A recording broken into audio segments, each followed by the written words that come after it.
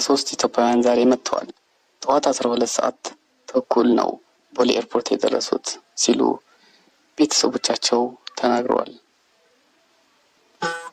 ቦታው ለሰው ልጅ የሚሆን አይደለም፣ በጣም አስከፊ ቦታ ነው።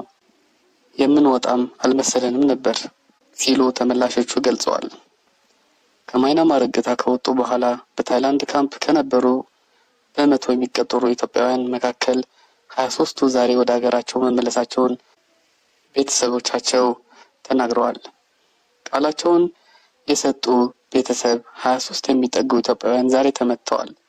ጠዋት 12 ሰዓት ተኩል ነው ቦሌ ኤርፖርት የደረሱት ብለው ደስታቸውን ገልጸዋል። ዛሬ ከጠዋቱ መካከል 3 ሴቶች 20 የሚሆኑ ወንዶች እንደሆኑ ነገ ከ26 እስከ 30 ታይላንድ ያሉ ኢትዮጵያውያን ይመጣሉ ተብለው እንደሚጠበቅ ጠቁመዋል። ኢትዮጵያውያኑ በምን መልኩ እንደተመለሱ የጠየቅነው ተመላሽም የበረራ ትኬታቸው 1 ዓመት ያላለፈ ልጆች የኢትዮጵያ አየር መንገድ ጋር ተነጋግረው ነው የመጡት። እኛ ግን መንግስት ለእናንተ በጀት የለኝም ብሎን በመጨረሻም ኤንጂኦዎች ከፍለውልን ነው የመጣ ነው ብለዋል።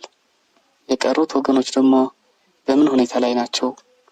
ምን ማድረግ አለብን ለሚለው ጥያቄ በምላሹ ማይናማር ካምፕ በአርሚው ስር ያሉት እንዲመለሱ ፕሮሰስ እየተደረገላቸው ነው፣ ግን ከኋላቸው የቀሩ አሉ ሲሉ ተናግረዋል። በእኔ እውቅና እንኳን ወደ 20 ልጆች በየቀኑ የሚገረፉ አሉ።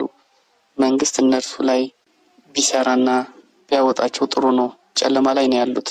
የእነርሱ ህይወት በጣም አስቸጋሪ ነው ሲልም አሳስቧል። ሌላኛው ተመላሽ በሰጠን ቃል ቦታው ለሰው ልጅ የሚሆን አይደለም፣ በጣም አስከፊ ቦታ ነው። በጣም አረመኔዎች ናቸው። ጥፍር ይነቅላሉ፣ ይገርፋሉ፣ 1ም 2ም ዓመት ያለ ደሞዝ ያሰራሉ። ብቻ ቦታው ለሰው ልጅ የሚሆን አይደለም።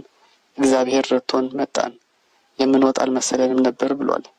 ሰሞኑን በመጀመሪያ 32 ቀጥሎ 45 የኢትዮጵያውያን ወደ ሀገራቸው መመለሳቸው የሚታወስ ሲሆን ከታይላንድና ማይናማር ወደ ሀገራቸው ያልተመለሱ ወገኖችም አሉ።